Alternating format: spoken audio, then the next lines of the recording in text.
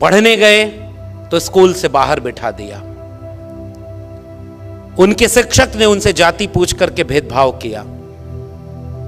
बाल मन के बाबा साहब घर लौटे, मां से पूछा कि ये क्यों हमें पढ़ने का अधिकार नहीं।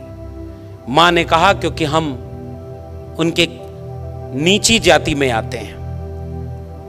बच्चे ने पूछा कि ये कहां लिखा, कैसे पता कि हम किस जाति में आते हैं।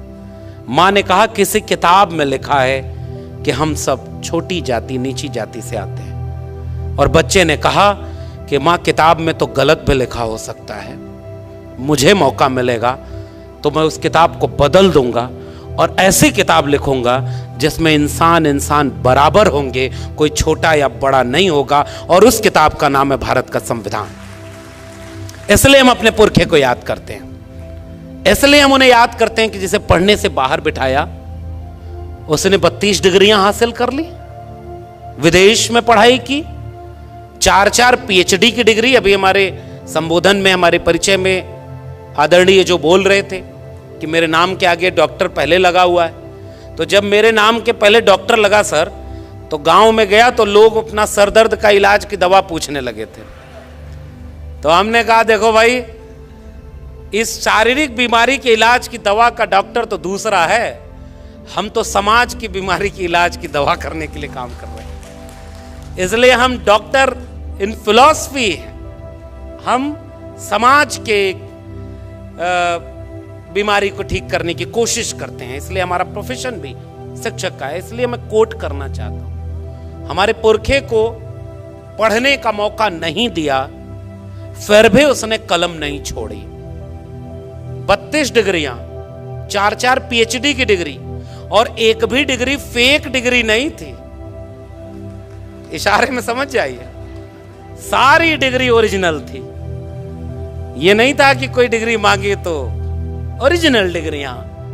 हुनर और काबिलियत ऐसी कि उन्होंने अपने हुनर और काबिलियत से, जब भारत का संविधान बनने की प्रक्रिया शुरू हुई और चुना जा रहा था, तो बहुत सारे लोग ये बात समझते हैं कि एहसान कर दिया किसी ने बाबा साहब डॉक्टर भीमराव अंबेडकर को संविधान की प्रारूप समिति का अध्यक्ष बनाकर। मगर हकीकत यह है कि उस वक्त पूरे मुल्क में उनसे ज्यादा काबिल और हुनरमंद दूसरा कोई था ही नहीं जो संविधान सभा की प्रारूप समिति का अध्यक्ष बनाया जा सके। उतने पढ़े लिखे, उतने हुनरमंद थे। मैं गया हूं उस जगह, गुजरात के सयाजी बाग बड़ोदरा में, पुराने लोग जानते होंगे। बाबा साहब लौट कर आए तो नौकरी करने गए, और नौकरी भी ऑफिसर रैंक के थे, पढ़कर आए थे।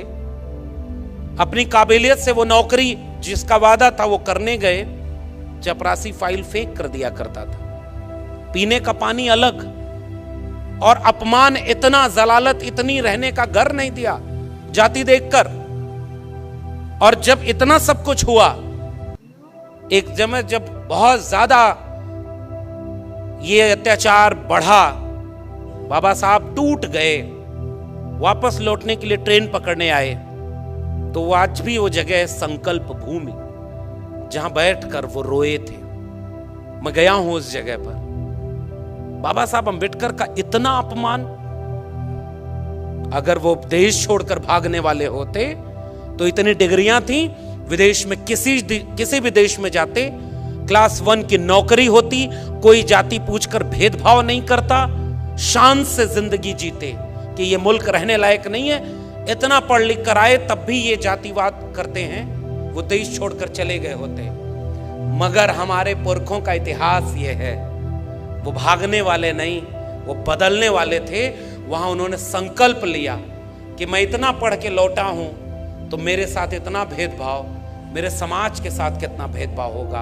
वहीं संकल्प लिया कि अब इस मुल्क में रहकर, इस मुल्क की बेहतरी के लिए तब तक चैन से नहीं बैठूंगा जब तक अपने समाज को इस अपमान से मुक्त करने का बीड़ा न उठा लूं। इसलिए उस जगह को संकल्प भूमि के रूप में याद किया जाता है, और उस संकल्प को मैं याद करना चाहता हूं। और उस संकल्प की परिणति थी जो संविधान तक की यात्रा पहुंची।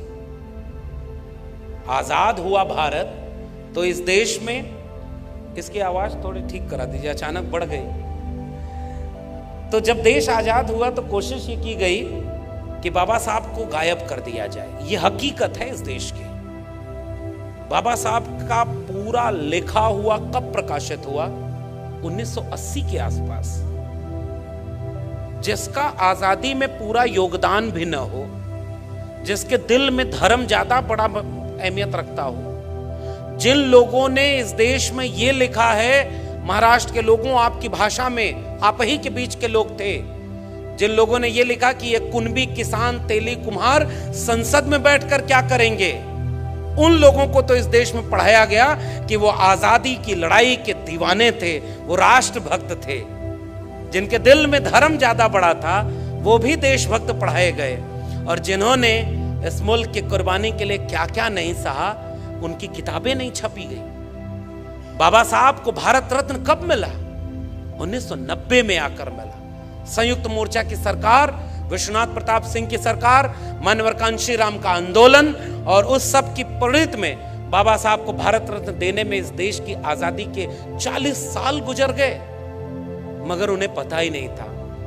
आपके भारत रत्न के मोहताज नहीं थे डॉक्टर अंबेडकर। वो अपने हुनर और अपनी काबिलियत से भारत रत्न ही नहीं, विश्व रत्न बन चुके थे। बस वक्त था लोगों को पहचानने का। तो इस तरह का इतिहास इस देश का है, और हम जानते हैं। हमारे हाथ में कलम और किताब आई तो हमने पढ़ा है अपना इतिहास। क्यों डॉक्टर अंबेडकर का पूरा प्रकाशन 40 साल लग गए प्रकाशित होने में? उनके 14 अप्रैल को राष्ट्रीय अवकाश घोषित कब हुआ? 1990 में। उनको भारत रत्न कब मिला? 1990 में। और लंबे समय तक जब अंबेडकर को मिटा नहीं पाए तो कोशिश में लग गए कि उन्हें केवल दलितों का नेता बता दिया जाए। गोया डॉक्टर अंबेडकर का ओबीसी की मुक्ति में कोई योगदान ना हो। तब हम जैसे लोगों ने पढ़ा और हमारे लोगों ने देश और दुनिया को यह बात समझाई, देश के ओबीसी को यह बात समझाई कि अनुच्छेद 15(4), अनुच्छेद 16(4), अनुच्छेद 340 जिसमें ओबीसी को हक मिला, वो बाबा साहब ने जोड़ा। और उससे महत्वपूर्ण बात, जब मंत्रिमंडल से इस्तीफा दिया तो हिंदू कोड बिल के बाद सबसे महत्वपूर्ण वजह यह बताई कि ओबीसी के हित के लिए जो कमीशन गठित करना है वो नहीं बनाया जा रहा है, जिससे ओबीसी का कल्याण नहीं हो रहा है। इससे नाराज होकर डॉक्टर अंबेडकर ने मंत्रिमंडल से इस्तीफा दे दिया। फिर भी इस देश में यह नहीं बताया गया कि ओबीसी के लिए डॉक्टर अंबेडकर ने क्या किया। दलितों के नेता थे, महिलाओं के लिए ग्रेच्युटी, पे grade, child care leave, maternity leave, trade union के लिए काम करने वाले वेतन भत्ता, पे ग्रेड, ग्रेच्युटी की बात करने वाले डॉक्टर अंबेडकर को कोई कॉमरेड डॉक्टर अंबेडकर की तरह नहीं पढ़ाया। 5 अखबार निकालते थे बाबा साहब, और पत्रकारिता में डॉक्टर अंबेडकर पत्रकार के रूप में नहीं पढ़ाए गए। फेमिनिस्ट मूवमेंट में महिलाओं के आंदोलन के रूप में डॉक्टर अंबेडकर नहीं पढ़ाए गए। तो ये सारी यात्रा ये थी कि उनको बांट दिया जाए, कमजोर कर दिया जाए। मगर एक बात बाबा साहब भी जानते थे, इसलिए यूं ही नहीं लिख दिया था कि शिक्षा वो शेरनी का दूध है, उसे जो पिएगा वो दहाड़ेगा। बाबा साहब के लोग पढ़ने लगे, और आज देखिए देश नहीं दुनिया में जन आंदोलन और न्याय की हर लड़ाई में अगर कोई सबसे बड़ा आइकॉन है तो बाबा साहब डॉक्टर भीमराव अंबेडकर हैं। ये इस देश का और उनका हुनर था, और इसलिए हम बाबा साहब को याद करते हुए संविधान को याद करना चाहते हैं। और इसलिए हम ये बात कहना चाह रहे हैं कि इस संविधान में हिंदू, मुस्लिम, सिख, ईसाई सबको समान लिखा है। हिंदू, मुस्लिम, सिख, ईसाई सबको समान लिखा है। मिटाकर जाति पाति भेदभाव बाबा साहब ने संविधान लिखा है। सब मिटाकर, फर्क मिटाकर, गैर बराबरी मिटाकर। और एक बात और नागपुर से पूरे देश को सुनना और समझना चाहिए। हमारा अगर कोई 100 रुपया चुरा ले, हमारे पिता का अगर अपमान कर दे, हमें कोई गाली दे दे, तो हम इस बात के इंतजार में रहते हैं कि इसने हमारा अपमान किया है, मौका मिलेगा तो इसका बदला लेंगे। और बाबा साहब की कलम को मौका मिला था कि हजारों साल से जिनके पुरखों का अपमान किया गया, इंसान ही नहीं समझा गया, बाबा साहब के पास कलम में वो मौका था कि तुमने 2000 साल तक हमको अछूत बनाया, अब कम से कम 200 साल तक तुम्हें हम अछूत बनाएंगे, क्योंकि हमारे हाथ में कलम है। मगर बाबा साहब डॉक्टर अंबेडकर, उन्होंने अपने पुरखों के होने वाले अपमान का बदला नहीं लिया। फर्क देखिए उनमें और हम में। उनके पुरखे को मौका मिला तो उन्होंने मनुस्मृति लिखी, और हमारे पुरखे को मौका मिला तो उसने भारत का संविधान लिखा, जिसमें सब बराबर हैं, कोई किसी का बदला नहीं ले रहा। और यह बहुत महत्वपूर्ण बात है, इस देश को बतानी चाहिए कि बदला लेने की एक लाइन भी भारत के संविधान में नहीं लिखी है। और ये जो प्रस्तावना है, इस प्रस्तावना में भी केंद्र में है तो न्याय का मूल्य है, समता का मूल्य है। और बाबा साहब इसलिए बाबा साहब बन पाए क्योंकि उन्होंने अपने जीवन में 3 गुरु बनाए थे। पहले गुरु तथागत बुद्ध, दूसरे गुरु महात्मा कबीर, और तीसरे गुरु महात्मा ज्योतिराव गोविंदराव फूले। और मैं आज कभी खड़ा होता हूं आज के वक्त में, तो मुझे लगता है कई बार सबको याद करने की बजाय अगर हम अंबेडकर को अपना गुरु बना लें तो हम अपने आप उस पूरी विरासत से जुड़ जाएंगे जिससे डॉक्टर अंबेडकर जुड़े हुए थे। इसलिए हमारा भी कोई राजनीतिक सामाजिक गुरु है तो बाबा साहब डॉक्टर भीमराव अंबेडकर जैसे हैं। तथागत बुद्ध को से मिले नहीं थे डॉक्टर अंबेडकर। महात्मा कबीर 2000 साल पहले तथागत बुद्ध, लगभग 700-800 साल पहले कबीर हुए। मुँह को कहां ढूंढे रे बंदे, मैं तो तेरे पास में। ना मैं मंदिर, ना मैं मस्जिद, ना काबे कैलाश में, ना मैं जप में, ना मैं तप में, ना मैं व्रत उपवास में। खोजी हुए तो तुरते मिले हो पल भर की तलाश में। कहें कबीर सुनो भाई साधो, मैं तो हूं विश्वास में। उस पुरखे को मिले नहीं थे बाबा साहब, लेकिन उन्हें अपना गुरु बनाया था। और इवन महात्मा फूले से भी नहीं मिल पाए बाबा साहब डॉक्टर अंबेडकर। 1891 और उसके पहले तारीख आ गई 1888। लेकिन मुझे याद है कि इन तीनों गुरुओं से बिना मिले उन्हें अपना राजनीतिक और सामाजिक गुरु मानते थे बाबा साहब। हम अपना सामाजिक और राजनीतिक गुरु बाबा साहब को मानते हैं। इसलिए इस बात को हम कहना चाहते हैं। और आप यहां से देखिए कि संविधान निर्माण की प्रस्तावना में एक बेहद दिलचस्प काम हुआ। उस दिलचस्प काम को मैं यहां से याद करना चाहता हूं, क्योंकि बहुत सम्मानित मंच है, बहुत वैचारिक मंच है। मैं 2-3 नाम पढ़ रहा हूं। संविधान बनने की प्रक्रिया शुरू हुई है। देखिए, संविधान की प्रस्तावना की शुरुआत कहां से की जाए, पहला शब्द क्या हो, इसको लेकर डिबेट शुरू हुई है संविधान सभा में। एक शख्स है जिसका नाम है HV कामत। इन्होंने सुझाव दिया कि भारत के संविधान की शुरुआत, यानी प्रस्तावना की शुरुआत ईश्वर के नाम पर हम भारत के लोग से होनी चाहिए। यानी सबसे पहला नाम होना चाहिए ईश्वर। दूसरे शख्स हैं संविधान सभा में गोविंद मालवीय। गोविंद मालवीय ने एक संशोधन पेश किया और उस संशोधन प्रस्ताव में लिखा कि परमेश्वर सर्वोच्च प्राणी और ब्रह्मांड के भगवान की दया से भारत का संविधान शुरू होना चाहिए। अगले शख्स का नाम है कोई समथिंग सक्सेना।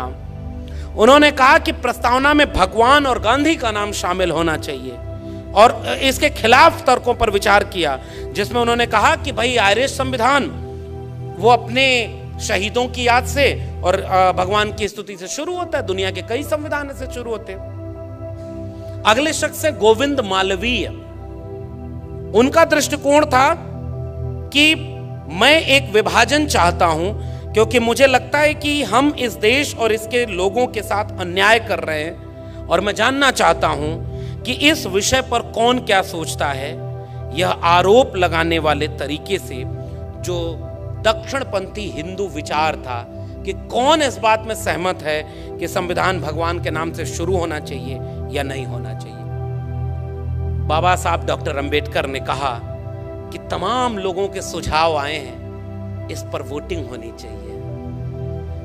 कुछ लोगों ने कहा कि नहीं, भगवान के नाम पर वोटिंग कैसे होगी, तो हाथ उठवाए गए। और यहां से इस देश के नागरिकों को एक बात समझनी होगी, उस हाथ उठवाने में कि भारत का संविधान किसी भगवान के नाम से शुरू हो, 41 यानी 41 लोग इसके समर्थन में थे, 68 लोग इसके खिलाफ वोट देते हैं। और उसके बाद बाबा साहब की चतुराई से ये देश का संविधान किसी भी और नाम के संबोधन से नहीं शुरू हुआ। इसका पहला लफ्ज है हम भारत के लोग, यानी we the people of India, और इससे इस देश का संविधान शुरू होता है। और ये कोई सामान्य बात नहीं है। बाबा साहब अंबेडकर ने बहुत सोच विचार कर और उनके राय से कन्विंस लोगों ने हम भारत के लोग को सबसे बड़ा माना। और इसलिए मेरी नजर में ये जो हम भारत के लोग हैं, यही भारत है, यही देश है।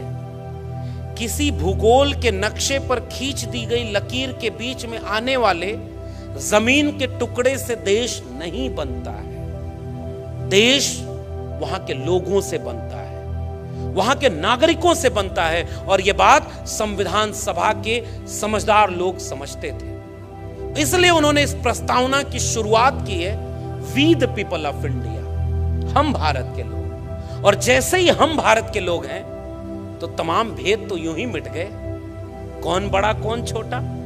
क्योंकि यह देश तो ऐसा देश रहा है, कुछ लोगों ने इस बात का भी ध्यान नहीं रखा कि भाई तुम लिख कर जा रहे हो अपने धर्म ग्रंथ में, तो एक दिन ऐसा आएगा लोग पढ़ेंगे और कहीं हंसने न लगे कि दुनिया में इंसान एक तरफ पैदा हुआ और तुमने अपने को श्रेष्ठ दिखाने के लिए कहा कि हम मुख से पैदा हुए हैं। ये बात सुन करके आज कोई हंसेगा ही। इस देश के प्रधानमंत्री जब विदेश में जाते हैं तो दोनों बाहें फैलाकर कहते हैं कि मैं युद्ध के देश से नहीं, बुद्ध के देश से आया हूं। और जब भारत लौटते हैं तो बुद्ध के खिलाफ युद्ध छेड़े हुए हैं। इस बात को नागपुर से ज्यादा कौन बेहतर समझ सकता है। समझदार को इशारा काफी। तो वो युद्ध जो बुद्ध को याद कर रहे, कहां और देश बदल रहा है, समय बदल रहा है। देखिए, सर्वोच्च न्यायालय में बाबा साहब की मूर्ति लगाने में भी आजादी का अमृत काल आ गया। 75 साल लग गए कि बाबा साहब की मूर्ति वहां पर लगाई जाए, लेकिन वो एक ऐतिहासिक दिन था। आज उस देश में न्याय की सबसे बड़ी संस्था, जिसमें मनु को सबसे बड़ा न्यायाधीश माना था लोगों ने, उसके सीने पर चढ़कर एक बैरिस्टर बाबा साहब अंबेडकर की तस्वीर सर्वोच्च न्यायालय के सामने खड़ी है, जो रात के अंधेरे में भी डराएगी अगर किसी ने अन्याय की कोशिश की भी तो। इसलिए इन तस्वीरों और इन मूर्तियों की अहमियत होती है। हमारा खौफ उनसे पूछो जो हमारे पुरखों की मूर्तियों से भी डर जाते हैं। आज तक इस दुनिया में सबसे ज्यादा मूर्ति बनी तो तथागत बुद्ध की, और सबसे ज्यादा मूर्ति तोड़ी गई तो बाबा साहब अंबेडकर की। ये इस देश की सच्चाई है। और इसलिए हम we the people of India पर बात करने आए। उन्होंने क्या कुछ नहीं सहा था, फिर भी आप देखिए कि सबकी मुक्ति और आजादी की लड़ाई की, आजादी के लिए इस संविधान में सब कुछ लिख दिया।